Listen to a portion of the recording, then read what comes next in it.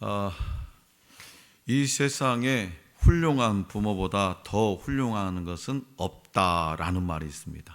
이 세상에 훌륭한 부모보다 더 훌륭한 것은 없다.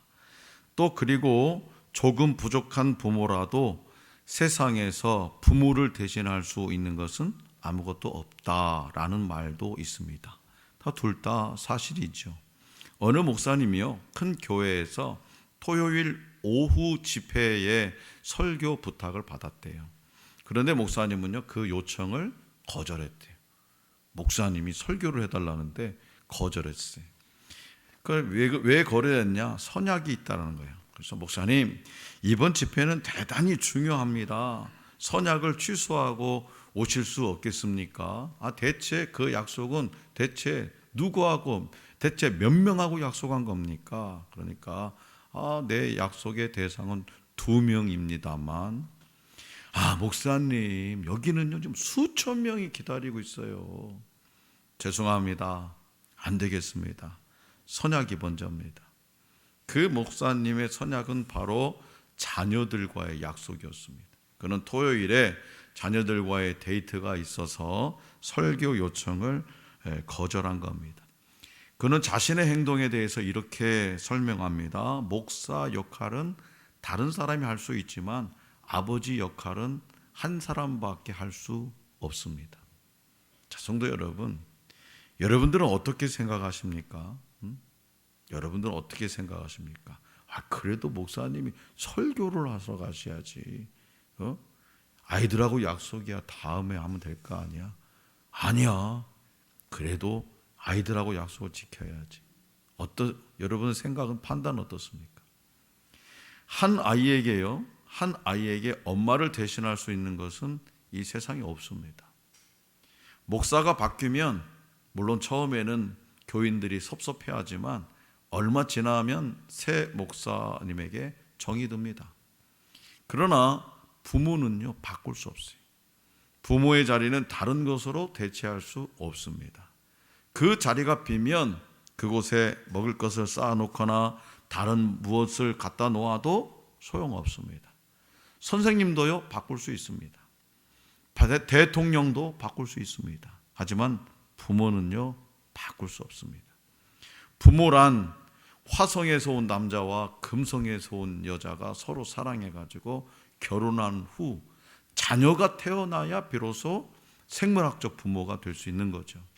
그리고 그 자녀와 함께 가정이라고 하는 아름다운 공동체를 이룰 수 있습니다. 누구나 자녀와 함께 행복하고 건강한 가정이 되기를 소망합니다. 그런데 건강한 가정은 질서와 연합이 있어야 됩니다. 아내는 남편에게 복종해야 하고 남편은 아내를 그리스도께서 교회를 사랑하듯 사랑해야 됩니다. 하지만 하나님이 창조 당시 제정하신 부부 관계는요, 인간의 죄성으로 인해서 왜곡되고 말았어요. 아내는 남편을 조종하고 남편은 아내를 자신의 소유물로 여겨서 함부로 대했습니다. 초대교회도요, 오늘날처럼 여자 성도들이 교인의 다수를 차지했다고 해요. 이들 대부분은 이교도 남편을 두고 있었습니다. 또한 초대교회 당시의 가정은 도덕적으로 극도로 부패한 로마 사회에 영향을 받았어요. 그래서 부부관계도 극도로 왜곡되었고 가부장적 사회의 통념에 의해서 남성은 여성보다 우월하다고 여겼고 여성들도 자신의 몸을 함부로 더럽히는 부정한 행위들을 일삼는 등 도덕적 타락도 극에 달했어요. 이런 분위기 속에서 일부 여성 성도들은 가부장적 남편에 맞서서 여성의 권리를 주장하다가 남편의 핍박을 자초하기도 했고요, 또 이혼당하기도 했습니다. 또 교회 내에 이런 선택을 옹호하는 사람들이 있었는데요, 이것이 교회의 문제가 되기도 했습니다. 자, 그렇다면 서로 사랑하고 건강한 가정을 이루기 위해 그리스도인 가정 안에서 남편과 아내는 서로를 어떻게 대해야 할까요? 본문 말씀을 통해 들려주시는 주님의 가르침을 마음 깊이 새겨볼 수 있기를 원합니다. 자, 먼저 우리 주님은 베드로 사도를 통해서 아내들에게 남편에게 순종하라 이렇게 말씀하십니다. 자, 오늘 우리에게 주신 본문 말씀 1절과 2절을 다시 한번 받들겠습니다. 시작. 아내들아, 이와 같이 자기 남편에게 순종하라. 이는 혹 말씀을 순종하지 않는 자라도 말로 말미암지 않고 그 아내의 행실로 말미암아 구원을 받게 하려 함이니 너희의 두려워하며 정결한 행실을 봄이라. 아멘. 여기서요, 이와 같이는요, 이 교훈이 앞부분의 교훈과 밀접하게 연결된다는 것을 보여줍니다. 이 가르침은 단순히 여성이 남성에게 순종하라는 의미가 아니라 부부관계에서 아내가 남편에게 순종해야 한다라는 의미죠. 그래서 베드로는 자기 남편에게 순종하라라고 말합니다. 당시 사회는 남존 여비 및 남성 우위 사상과 제도가 팽배했던 시절이었습니다. 베드로 사도는 예수님을 믿지 않는 남편에게도 순종하라고 가르치죠. 믿지 않는 남편을 여기서는요, 말씀을 순종하지 않는 자라고 표현하죠. 그런 남편에게 순종하며 경건하게 생활할 때 남편이 아내의 행위를 보고 개종할 가능성이 있음을 시사하고 있습니다. 다시 말해서 복음을 전하는 것은 말이 아니라 삶으로 나타나는 것임을 말로 말미암지 않고 그 아내의 행실로 말미암아라는 본문 말씀 9절에서 보여주고 있는 거죠. 그래서 믿지 않는 남편도 신실한 아내의 행실, 즉 두려워하며 정결한 행실을 본다고 가르칩니다. 이야, 우리 마누라가, 저는 마누라란 말을 잘 안 쓰는데 표현적으로 그냥 내 아내가 교회를 다니더니 사람이 저렇게 달라질 수 있어? 세상에 살림도 잘하고 자녀들도 양육 잘하고 나한테도 왜 이렇게 잘하는 거야? 교회 가는 거 궁금한데, 그런 생각을 하게 된다는 거죠. 아내가 남편에게 복종해야 하는 이유는 뭐냐? 남편이 두려워서가 아니라 하나님을 경외하기 때문에 그래요. 베드로는 이어서 여자들의 몸단장에 대해서 교훈해요. 몸단장, 몸치장. 3절 말씀과 같이 여자들은 머리를 따서 아름답게 단장하거나 금 장신구를 달거나 아름다운 옷을 입는 것으로 사람들에게 잘 보이려고 노력합니다. 하지만 베드로는 본문 말씀 4절에서 오직 마음에 숨은 사람을 온유하고 안정한 심령에 썩지 아니할 것으로 하라라고 교훈하고 있어요. 그 이유는 머리를 닦고 금으로 장식하는 것은 변질되고 사라질 것이기 때문입니다. 영원한 것이 아니라는 거예요. 그래서 외모가 아닌 이 마음을 온유하고 아름다운 인격으로 단장해야 한다고 교훈하고 있어요. 하나님은 겸손한 마음과 온유한 심령을 귀하게 여기십니다. 마음에 숨은 사람, 여기서 마음에 숨은 사람이란 겉으로 보이지 않는 인간의 마음을 의미하죠. 베드로는 지금까지 교훈한 내용에 대해서 아주 구체적인 인물을 예로 제시합니다. 그는 남편에게 순종하며 산 여인들을 본문 말씀 5절에서 하나님께 소망을 두었던 거룩한 부녀들이라고 표현해요. 남편에게 순종하며 산 여인들을 뭐라고 얘기하냐? 하나님께 소망을 두었던 거룩한 부녀들이다, 이렇게 표현해요. 특히 아브라함의 아내 사라를 본으로 삼을 만한 아내로 제시합니다. 사라는 남편 아브라함에게 순종했습니다. 그 한 가지 증거는 사라가 남편 아브라함을 6절에 기록한 대로 주라고 부르기까지 했다는 사실이에요. 사라는 남편 아브라함을 주인으로 부르며 순종했습니다. 하지만 이것은 아내가 남편의 종이 되어야 한다는 의미는 아닙니다. 남편에게 순종했던 사라는 하나님께 이 소망을 두었던 거룩한 부녀들 가운데 한 사람이었다. 다시 말해서 하나님을 경외하고 하나님을 잘 섬기고 하나님 말씀에 순종하는 자는 남편에게 순종할 수밖에 없더라 이거예요. 베드로는 본문 말씀 6절에서 너희는 선을 행하고 아무 두려운 일에도 놀라지 아니하면 그의 딸이 된 것이니라 라고 했는데요, 사라의 딸이 된다는 것은 하나님이 사라와 아브라함에게 준 약속을 상속받을 자가 된다는 거예요. 아브라함과 사라가 하나님께로부터 약속을 상속받은 게 뭡니까? 바로 천국에 대한 소망 아닙니까? 천국에 대한 유업 아닙니까? 여기서 두려운 일은 남편들이 가하는 핍박을 의미합니다. 그 핍박을 두려워하지 않고 순종하면 하나님의 약속을 상속받을 자가 된다고 우리 주님은 베드로 사도를 통해서 말씀합니다. 둘째로 우리 주님은 베드로 사도를 통해서 남편들에게 지식을 따라 너희 아내와 동거하라고 말씀하십니다. 자, 오늘 우리에게 주신 본문 말씀 7절입니다. 다 같이 받들어 읽겠습니다. 시작. 남편들아, 이와 같이 지식을 따라 너희 아내와 동거하고 그를 더 연약한 그릇이요 또 생명의 은혜를 함께 이어받을 자로 알아 귀히 여기라. 이는 너희 기도가 막히지 아니하게 하려 함이라. 아멘. 남편에 대한 교훈은요, 아내에 대한 교훈보다 아주 비교적 짧습니다. 그리스도인 남편들은 권위를 사용할 때 아내를 잘 이해하며 존중해야 됩니다. 아내가 남편의 권위를 받아들이는 것처럼 남편들도 아내에 대한 깊은 이해와 배려가 있어야 되는 거죠. 그래서 이와 같이로 교훈을 시작하고 지식을 따라 너희 아내와 동거하라고 말한 거죠. 여기서 지식이 뭘까요? 지식을 따라 너희 아내와 동거하라. 이 지식이 뭐냐? 하나님을 아는 지식, 가정을 만드신 하나님의 의도, 가정을 만드신 하나님의 뜻에 대한 지식을 말하는 거예요. 아내는 신체적으로 남편보다 연약한 존재입니다. 남편은 이 같은 사실을 인식하고 아내를 사랑할 줄 알아야 되는 거죠. 그래서 베드로는 동거하는 방법에 대해서도 구체적으로 이렇게 권면해요.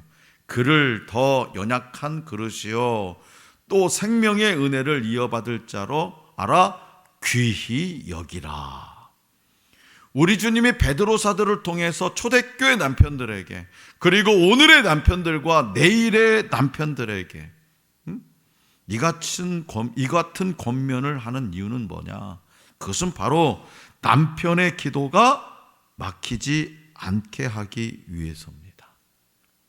분명히 오늘의 남편은 되지 않을지라도 우리 수환이도 내일의 남편이 분명히 될 겁니다. 오늘 말씀은 나하고는 아무 상관이 없는 것 같아.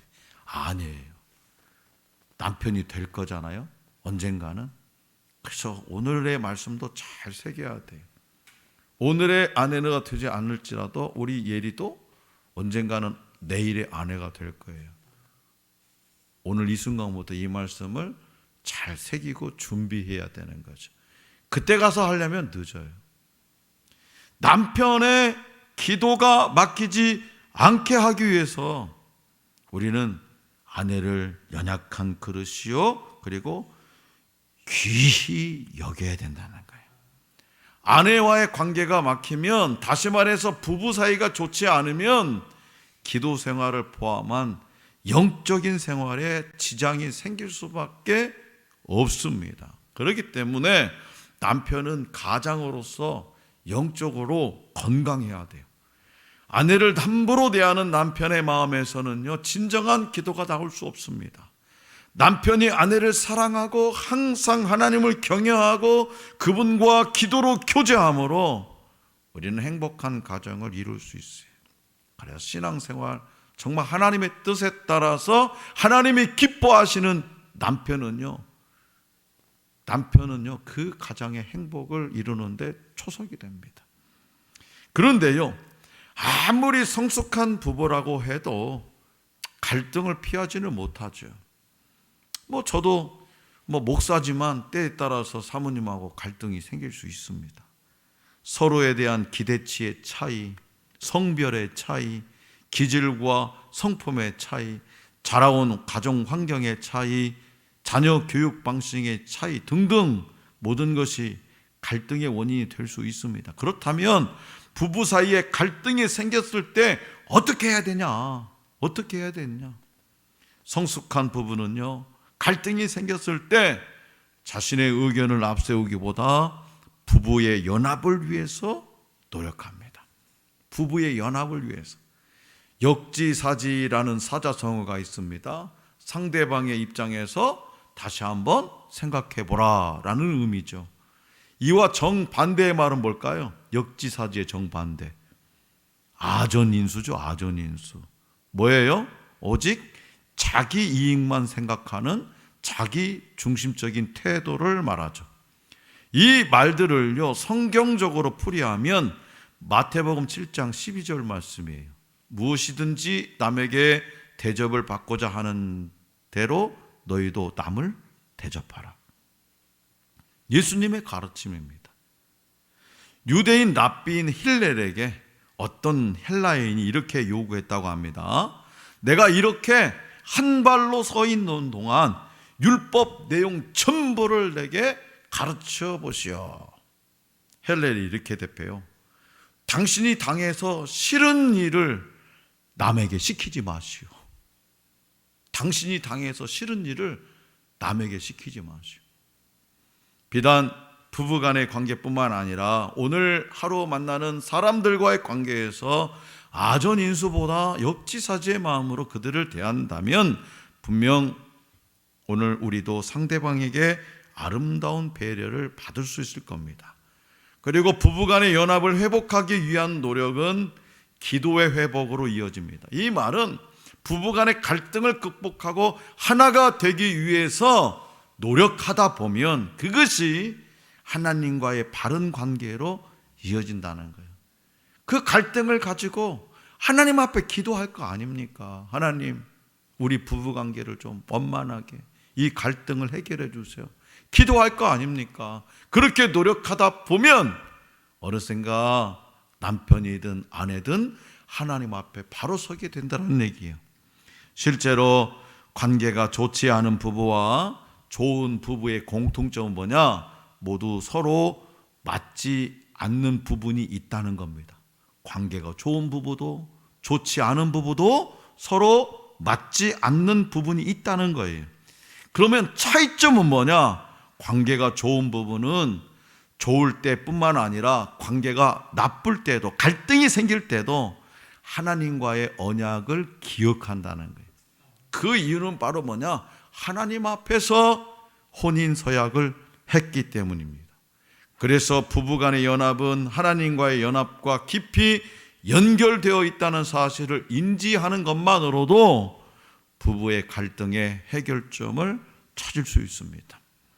주위 사람들에게 언제나 자기 남편을 노또 같은 사람이라고 소개하는 아내가 있어요. 그 이유를 묻자 아내의 대답은요, 징글징글하게 안 맞아요. 징글징글하게 안 맞대. 하나님은 우리가 혼자 지내지 않고 짝과 함께 행복하게 살기를 바라셨지만 주변을 보면 하나님의 뜻처럼 짝을 통해 행복을 누리며 사는 사람들이 많지 않은 듯 합니다. 부부라는 명목하에 한 집에 살기는 하지만 남편과 아내가 서로 돕는 배필의 역할은 고사하고요, 남보다 못한 관계로 사는 이야기도 심심치 않게 들릴 수 있습니다. 그런데 이런 이야기가 있어요. 옛날 페르시아의 사이러스 왕이 전쟁 중에 적국 왕자의 가족을 포로로 잡았대요. 왕은 그들을 죽이기에 앞서서 그 왕자를 신문했어요. 만약 내가 그대를 살려준다면 그대는 어떻게 보답하겠는가? 왕자가 이렇게 대답해요. 제가 가진 재산의 절반을 바치겠습니다. 왕은 다시 물었습니다. 그대의 아이들을 놓아준다면 어떻게 하겠는가? 저의 재산 전부를 바치겠습니다. 왕은 의미심장한 미소를 지으며 마지막 질문을 던져요. 이 물음에 왕자는 주저없이 그래, 그러면 그대의 부인을 풀어준다면 어떻게 하겠는가? 저의 생명을 바치겠습니다. 저의 생명을 바치겠습니다.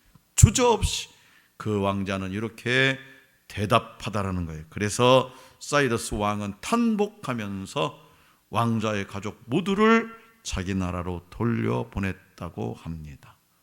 자, 사랑하는 성도 여러분, 둘이 만나 하나가 된다는 의미에서 가정의 달인 5월 중에 21일을 부부의 날로 정했다고 합니다.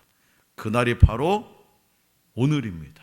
오늘 하나님께서 말씀을 통해 일러주신 행복한 가정의 비결은 남편과 아내가 한 몸, 즉 한 마음을 품고 사는 거예요. 남편이 기뻐할 때 아내가 함께 즐거워하고, 아내가 속상해하는 일에 남편도 함께 슬퍼하는 부부야말로 행복한 부부입니다.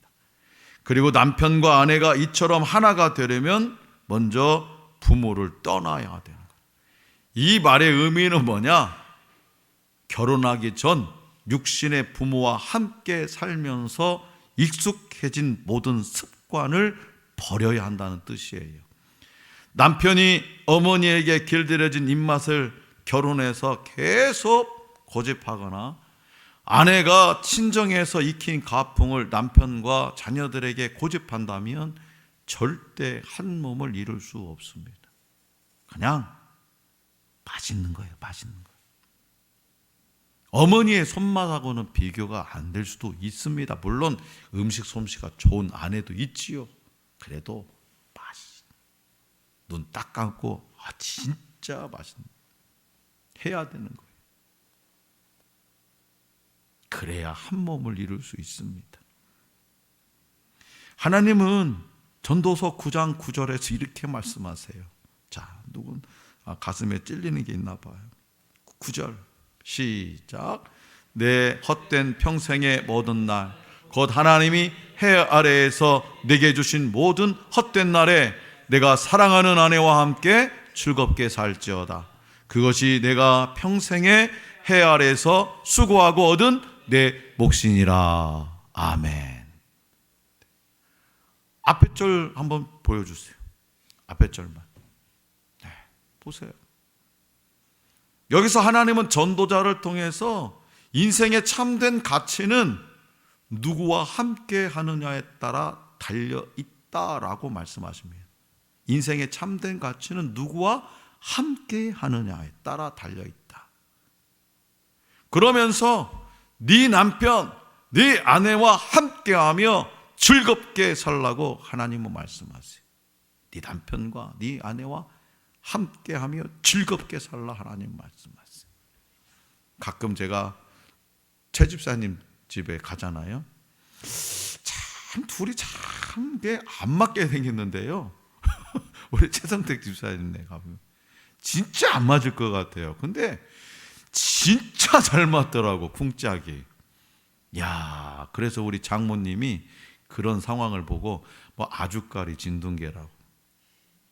무슨 말인지 난 이해가 안 돼. 아주까리 진둥개가 무슨 뜻인지 지금도 모르겠어요. 근데 부부 사이가 진짜 좋은 걸 그렇게 표현하는가 봐요. 진짜 안 맞게 됐는데 진짜 쿵짝이 잘 맞더라. 야, 세상에. 최 집사님 말씀이 없으잖아요. 묵뚝뚝한데도요. 두 분이서 잘 맞았어요. 어떻게 살아야 돼요? 그래요. 일생 동안 뭐요? 일생 동안 네 남편과 네 아내와 함께 즐겁게 살아야 되는 거예요. 이게 하나님의 말씀이에요.